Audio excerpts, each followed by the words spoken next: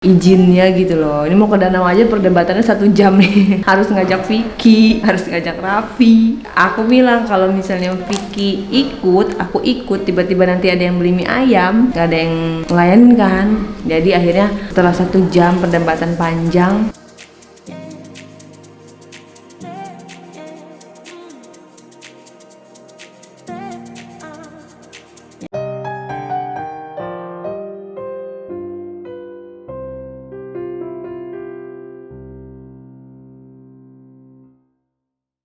Assalamualaikum warahmatullahi wabarakatuh. Apa kabar semuanya? Ih, kangen banget. Aku baru ngonten lagi setelah sekian lama. Mungkin yang tadi kemarin apa sih itunya? Konten yang kemarin? Apa itu? Tentang apa, Vi? Oh, olahraga. Oh iya, udah vaksin ya, udah aman. Mau kemana pun, mau ke mall, mau keluar kota, udah aman. Dan tetap jaga stamina. Jadi kita sekarang sambil di belakang ngobrol-ngobrol di pekarangan sambil menikmati mie ayam ya. Oke. Mie ayam. Mie ayam Utami. Jadi mie ayam Utami ini akan segera mengepakkan sayap Kebinekaan. ya, kebinekaan mie ayam. Kebinekaan artinya akan memperluas gitu loh, memperluas jaringan, memperluas jaringan, amin, seluruh Indonesia, dan memperluas menu-menu yang ada. Biasanya mie ayam ini ada yamin asin, yamin manis, dan mie ayam. Aku lagi tadi abis nyoba mie ayam bayam dan mie ayam cesim, jadi warnanya hijau. Yamin. Amin. Oh iya. Jadi itu mie ayam khusus untuk vegetarians. Itu untuk yang suka sayuran, terus mungkin diet, bukan diet ya, untuk makanan sehat lah, healthy food lah. Jadi mie ayam yang benar-benar khusus untuk kamu yang suka sayur-sayuran, yang suka kesehatan, mungkin jus-jus bayam, nah dibentuk dalam sebuah mie ayam. Kayak gimana sih rasanya, tungguin ya.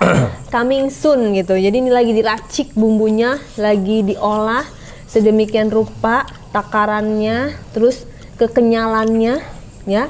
Jadi mie itu kalau kenyal itu kalau ditarik nggak putus-putus, namanya kenyal. Oh, bukan gitu. tambang ya? Bukan. Oh, bukan. Gitu loh, kayak hubungan, makin lama ditarik-tarik nggak putus-putus berarti dia cocok gitu.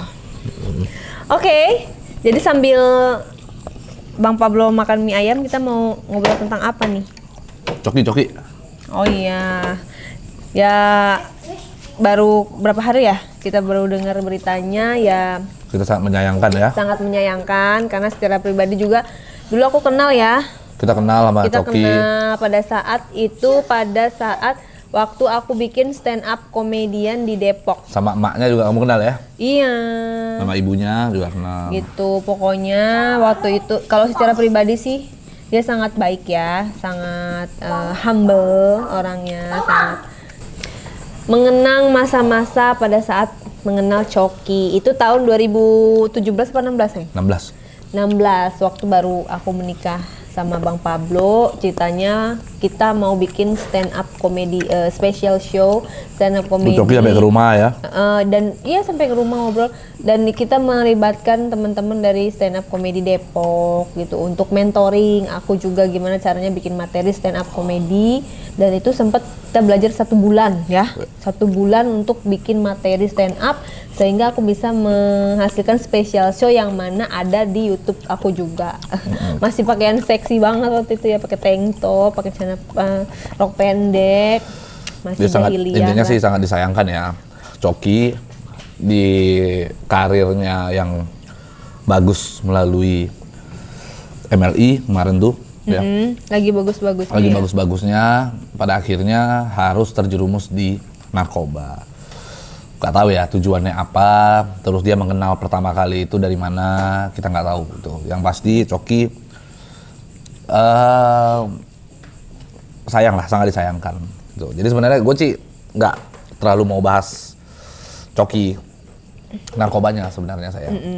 Cuman kan sebenarnya ini untuk teman-teman yang mungkin yang pengen tahu aja gitu ya, yang pengen tahu. Jadi Coki itu pernah mengikrarkan dirinya, mendeklarasikan bahwa dirinya adalah seorang agnostik. Agnostik apa sih? Agnostik itu adalah seseorang yang mempercayai keberadaan Tuhan gitu, eksistensi Tuhan, tetapi dia tidak mempercayai yang namanya agama. Oh, jadi dia percaya Tuhan Ya. tapi tidak menganut satu agama. Tidak tapi menganut bukannya dia suatu agama. Dia sebelum memang beragama. Ya dia basicnya sama agama Kristen. Jadi pada saat pada saat di 2016 itu kita awal kenal Coki itu masih punya agama, ya kan? Karena ingat nggak waktu mereka duduk semua bareng-bareng, aku sempat nanya itu, lo apa Nasrani kan? Iya dia bilang gitu. Nasrani. Jadi dia mengakui bahwa dia itu Nasrani. Pada saat dia tahun 2016 dia ketemu sama kita itu. Ada saksinya banyak itu, ada Harry Hore, ada kalau nggak salah ada siapa ya? Ada beberapa lah anak-anak Depok kalau nggak salah. Yuda ada nggak ya? Enggak ya kayaknya ya. Lupa. Aku lupa ya. Nah jadi Aku lupa udah lama banget. jadi pada saat itu sempet di situ gue nanya gitu sama Coki, Cok lu agama apa sih? Dia bilang Nasrani gitu. Nah sebenarnya yang pertama kali mendeklar masalah agnostik itu sebenarnya gue pada saat itu. Pada saat itu ada di dalam meja itu pembahasan dan memang sebelum gue mendapatkan hidayah ya, gue itu mempercayai bahwa gue itu agnostik gitu dari dulu tuh pada saat sebelum gue mendapatkan hidayah. Nah gue cerita banyak itu di situ tuh, ada Harry Hore, ada si Coki, terus ada beberapa orang gitu ya, siapa di situ? Nah, Afri, siapa? Nofriadi, siapa? Oh. Yang Depok kalau nggak salah satu lagi kalau nggak salah yang itu yang siapa? Yang Patinama tuh. Patinama. Yang Depok juga. Nah, pokoknya ini rame lah anak-anak stand up ya. Terus gue ceritakan tuh bahwa gue tuh agnostik gitu. Kenapa gue agnostik? Karena begini alasan gue gitu dan sebagainya. Nah disitulah Coki sependapat dengan gue. Nah itu gue setuju bang, begitu. Gue sebenarnya punya pemikiran begitu gitu. Nah jadi akhirnya kita membahas dan akhirnya Coki bertemu dengan orang yang mungkin sepemahaman dan sepemikiran, satu frekuensi sama dia pada saat itu. Nah setelah itu udah nggak lama nggak ketemu, setelah acara stand up itu udah tiba-tiba dia ngedeklar bahwa dirinya adalah seorang agnostik, di mana yang dijelaskan dia alasan-alasan tentang agnostik itu adalah bahasa-bahasa gua pada saat gua menjelaskan kalau gua itu agnostik gitu. Nah jadi pada saat itu ya begitu, akhirnya si Coki sharing di mana gua ya akhirnya menceritakan tentang gua tuh agnostik. Tapi tahu banget tuh gua tuh dulu tuh agnostik banget. Gak percaya sama yang namanya agama tuh. Gue dari dulu tuh begitu tuh. Cuman akhirnya setelah gue mendapatkan hidayah, akhirnya gue paham bahwa oh iya, ternyata pentingnya agama, karena agama itu akan memandu kita dengan rule-rule yang ada begitu. Ibaratnya kita ini yakin dan percaya bahwa ada jalan di sana itu. Tapi kalau tidak ada GPS juga kita nggak akan sampai ke jalan itu kan gitu. Nah, ya itulah yang gue percayain akhirnya. Nah pada saat itu Coki banyak sekali sharing kan, sempat sharing panjang lebar tentang itu. Karena seneng ngobrol ya, seneng ngobrol ya. Basicnya juga gitu kan. Kita ngobrol tentang keagnostikan gua begitu. Dan gua tuh dulu agnostik banget gitu. Bukan ateis ya, tapi agnostik. Begitu sih. Kan ingat ya pada saat itu ya. Dulu aku pembahasannya nggak terlalu aku dengerin ya, karena nggak sefrekuensi sama aku. Walaupun aku waktu itu masih jahiliyah, masih baju-baju seksi gitu ya, tapi aku seorang Islam yang dia sudah rajin sholat sebenarnya. Cuman ya itu dia, akhirnya pembicaraan apa sih, akhirnya aku nggak nimbrung gitu, karena aku bilang bukan aku banget. Jadi aku nggak terlalu merhatikan ya. Itu seru nih Bang Pablo sama yang anak-anak aja pada, wah iya bang ya gini.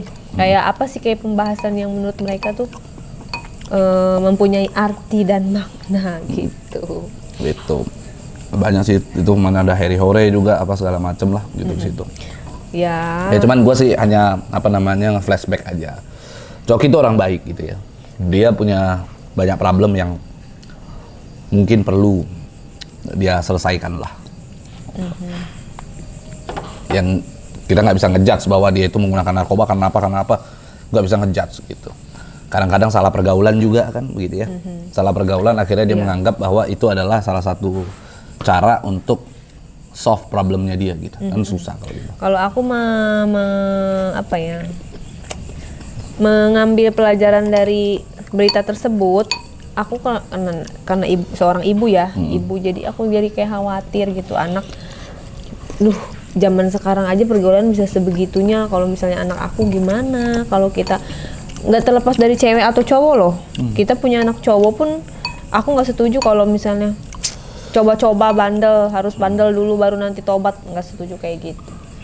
Gitu. Kalau aku pengennya ya didasari oleh ilmu agama. Jadi sempat khawatir juga ya dengan berita-berita seperti itu, apalagi mengenai orang terdekat kita dan orang yang kita kenal gitu. Jadi kita insecure terhadap keluarga kita sendiri. Jadi cukuplah pelajaran-pelajaran itu jangan sampai anak kita mengalami gitu, gimana caranya. Apalagi orang tuanya juga kamu kenal ya. Iya, kayak gitu. Jadi pasti perasaannya hancur pastilah. Artinya kalau sebagai seorang ibu gitu ya, punya anak kayak gitu pasti aku juga merasakan sedih lah kayak gitu. Jadi aku lebih kepada tidak mengejudge orang lain ya. Jadi lebih kepada introspeksi diri aku sendiri sama keluarga dan anak-anak aku sendiri. Bisa nggak aku jagain anak aku tuh jangan sampai terjerumus hal-hal seperti itu.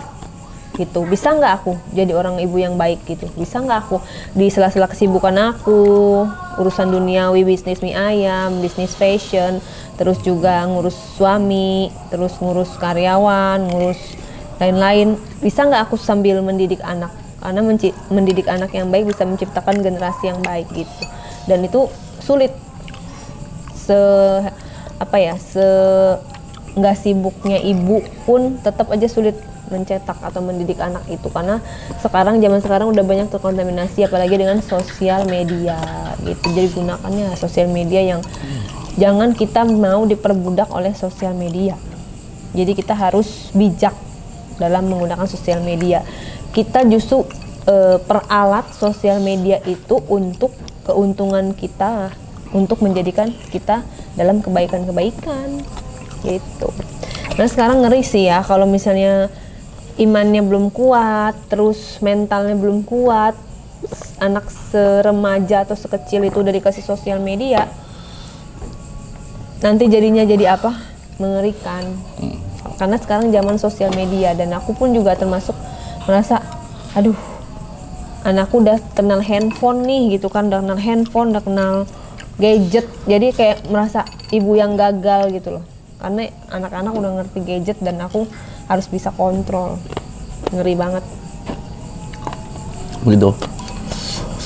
Dia semoga Coki segera bisa beres lah urusannya ya. Bukan akhir dari segalanya sih. Pokoknya Ya Coki mah kuat orangnya mah. Pokoknya kalau aku lebih kepada nggak mau komentar. Itu kita doakan yang terbaik. Lebih baik kita koreksi diri kita sendiri aja daripada kita menjudge, karena kita nggak tahu loh dalamnya dia itu seperti apa. Hanya kita mendoakan yang terbaik dan langsung introspeksi diri sendiri. Kalau aku apa nih Coki itu sebenarnya orangnya bisa dikasih tahu, bisa diberikan penjelasan, bisa dipengaruhi sebenarnya. Tergantung apakah orang-orang sekitarnya itu bisa mempengaruhi dia apa tidak. Kalau menurut gue Coki itu mudah kok dipengaruhi. Mudah, karena ya pada saat duduk bareng sama gue ngebahas agnostik aja gue bisa istilahnya sampai sebegitunya menggiring seorang Coki kan. Dia bisa dipengaruhi, cuman ya nggak tahu ya sekarang ini pergaulannya dengan siapa, sampai mana digiringnya gitu ya. Kita nggak ngerti deh sampai mana, kita nggak tahu mengarahkan Coki itu. Cuman gue tahu Coki itu orangnya kuat, mudah dia bisa bertahan lah gitu ya, dan butuh support juga dia ya. Iya, yang aku tahu sebatas karena kita pernah bekerja sama pada tahun 2016 dan kita pernah dalam satu proyek bareng dalam special show-nya aku gitu. Dia pribadi yang sangat humble. Dia terakhir pernah kontak-kontakan, memang sih udah lama nggak kontakan. Terakhir tuh kontak-kontakan sama aku tuh waktu dia bermasalah sama ini yang urusan kurma, masak kurma sama babi itu pernah tuh. Nah pada saat rame itu sempat kontak-kontakan sama gua, sempat call. Ya di bang begini. Sempat begitu sih, sempat banyak penjelasan lah. Tahun berapa itu ya? Tahun berapa itu lupa aku. 18 ya, 19 ya. Ya, 19 lupa sih. 18-19an ya. 19-an ya. Pokoknya intinya jangan pernah ngejudge apapun, karena daripada kita sibuk ngejudge orang lain, kita sibuk mencari kekurangan dan kesalahan orang lain, akhirnya kita lupa sama kesalahan dan kekurangan diri kita sendiri gitu. Kalau aku lebih kayak gitu, mendingan aku setengah jam kalau disuruh komen tentang orang ini. Sekarang aku lebih baik komen tentang diri aku sendiri. Aduh, gue banyak apa nih, kurangnya ini. Kayak begitu, langsung balikin telunjuk kita ke dari diri kita sendiri. Tapi kalau aku lebih seneng mengkomentari orang lain daripada mengomentari diri sendiri. Kenapa? Karena yang tahu tentang kita itu adalah orang lain, nggak mungkin kita sendiri. Gitu. Karena kita akan selalu beranggapan kalau kita itu benar. Dengan adanya komentar orang lain itu yang akan membangun kita. Sehingga untuk memancing itu, maka gua akan berkomentar dulu tentang orang lain sampai orang lain berkomentar tentang gua, biar dia balas gua. Ya. Jadi gua tahu tuh. Ya beda-beda lah ya. Kalau aku lebih kepada bukannya pesimis ya, tapi aku kadang bercanda. Ngerasa apa aku kayak gini, apa aku kayak gitu, lebih apa ya, lebih merasa banyak kurangnya lah sekarang ini. Ya. Lebih banyak karena apa ya, semakin mengerikan dunia ini gitu kalau kita takabur sedikit itu langsung aja ada peringatan. Ada jadi, nyata gitu ya, langsung iya, terjadi gitu. Jadi lebih baik mengurang-ngurangin dosa yang ada aja, walaupun masih banyak dosa gitu, tapi seenggaknya kontrol gitu. Iya. Pokoknya tentang berita yang lagi viral ini tentang Coki, aku hanya bisa doa yang terbaik dan tidak ada judgement apa-apa. Doa yang terbaik, dan aku lebih melihat diriku sendiri, lebih ke koreksi diriku sendiri aja daripada mengomentari apa yang sedang terjadi gitu. Jadi kalau ada waktu ya, kita nggak janji, tapi kalau ada waktu pengen gua besok Coki di situ, gua pengen lihat dia gimana, kasih support lah gitu. Iya, pokoknya selama manusia itu bisa ditegur oleh Sang Pencipta, berarti dia adalah makhluk yang disayang oleh Sang Pencipta gitu. Ya. Tinggal kita bagaimana merespon ujian yang datang kepada kita, ya kan? Dengan respon itu apakah kita bisa melihat diri kita, mengevaluasi? Hah? Kenapa? Ini nyamuk. Oh, gini, gue pikir, iya, tidak. Ya, apakah kita bisa mengkoreksi diri kita sehingga kita bisa menjadi yang lebih baik, atau kita malah menyesali atau menyalahkan yang di atas kejadian ini. Karena ada dua respon tuh. Nah, dua respon ini akan menentukan kita di kehidupan berikutnya. Kalau gue jadi Coki, gue bukan mengajari yang ini ya. Kalau gue jadi Coki, gue akan nonton kemarin rilis ya, press con dari Kabid Humas Polda Metro, di mana si Coki itu ditampilkan tuh. Lalu Coki pada saat itu ada mengucapkan sejumlah kata lah ya, yaitu minta maaf gitu. Kalau gue jadi Coki, gue lebih memilih menghindari kata maaf tuh, karena karakter dia nggak seperti itu tuh. Yang sudah terjadi di media itu beda. Yang sudah terbentuk di media itu, karakternya Coki itu tidak seperti itu. Kalau gue jadi Coki ya cukup ucapkan terima kasih aja, ngapain ucapkan maaf. Terima kasih kepada misalnya Polres Metro Tangerang Kota, karena ini adalah jalan yang mungkin terbaik bagi gue misalnya. Karena dengan gue mungkin saat ini ditangkap kali ini, di sini bisa membuat gue tuh berubah dan sebagainya. Itu jauh lebih bagus daripada minta maaf. Apa yang dirugikan? Gak ada pihak lain yang dirugikan, diri sendiri yang dirugikan tuh. Makanya gue nggak setuju tuh kalau artis-artis tuh, saya ingin meminta maaf kepada masyarakat Indonesia. Bullshit lah. Ngapain minta maaf sama, kan nggak merugikan. Kita tidak merugikan masyarakat di Indonesia tuh. Kita perlu tuh minta maaf tuh. Lebih bagus ucapkan saja terima kasih, karena dengan jalan itulah maka kita berubah begitu. Ya kan? Ada jalan itu, berarti Allah sayang kepada Coki gitu kan, sehingga dia diubah dengan jalan seperti itu, dan mudah-mudahan setelah keluar nanti ya berubah. Dan yakinlah pasti berubah, karena kalau seandainya Coki nantinya direhabilitasi, asesmen yang diberikan oleh Polres Metro Tanggang itu juga pasti di tempat yang terbaik begitu. Ya kan di lembaga rehabilitasi yang baik lah, sehingga gue yakin Coki bisa berubah menjauhi barang-barang haram itu, kan gitu. Iya, jadi hikmahnya ya bukan cuma menjauhi barang-barang haram, tapi memperbaiki segala sesuatunya, gitu kan. Mungkin nih apa nih yang harus diperbaikin gitu. Jadi kadang-kadang satu masalah itu teguran untuk kesemuanya, berkesinambungan gitu. Kali aja Jadi Coki, bukan akhir dari segalanya, itu hanya fase sementara. kali aja Coki pas begitu keluar tiba-tiba langsung jadi Ustadz Coki Pardede ya kan.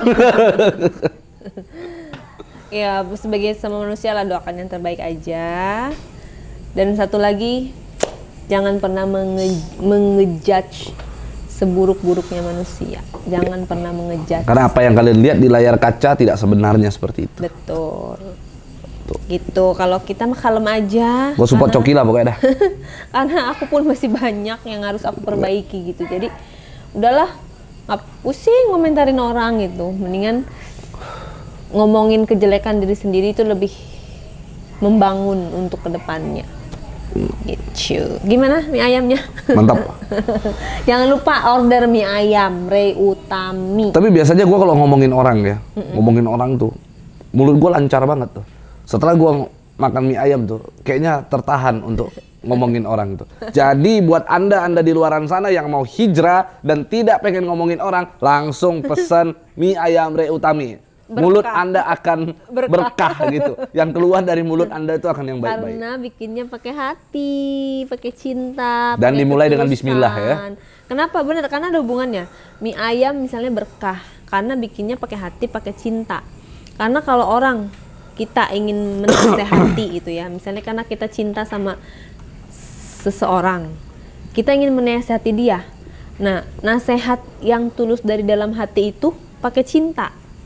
Kalau misalnya kita ingin menasehati dia, tapi lu salah, lu gak boleh gitu, lu harusnya gini, lu bego, lu itu namanya bukan menasehati. Karena menasehati yang tulus adalah menasehati yang memakai cinta gitu. Jadi insya Allah karena masaknya ini pakai hati, pakai cinta, makannya juga berkah. Amin. Gitu, amin. Jadi kalau mau menasehati harus pakai cinta. Jadi ya sudah, intinya begitu ya. Kita harus akhiri videonya karena mie ayamnya sudah habis dan rokok sudah mulai masuk tuh. Takutnya efek mie ayamnya turun, ntar gue ngomongin orang lagi. Sampai ketemu di video selanjutnya. Bye-bye. Bye-bye. Jangan lupa vaksin, guys.